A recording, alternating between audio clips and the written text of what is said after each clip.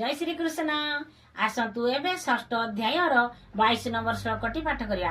यल्लब्ध्वा च परल्लाभं मन्यते नाधिकं ततः यस्मिन् स्थितो न दुःखेन गुरुणापि विचाल्यते।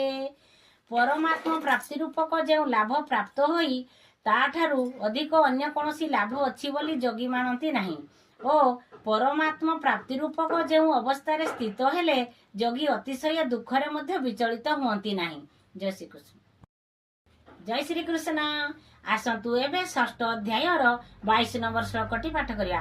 यल्लब्ध्वा च परल्लाभं मन्यते नाधिकं ततः यस्मिन् स्थितो न दुःखेन गुरुणापि विचाल्यते। परमात्मा प्राप्ति रूपक जो लाभ प्राप्त होई ताठारु अधिक अन्य कोनोसी लाभ अछि बोली जोगी मानती नाही ओ परमात्मा प्राप्ति रूपक जो अवस्था रे स्थित हेले जोगी अतिशय दुखरे मध्य विचलित हुअंती नाही। जय श्री कृष्ण।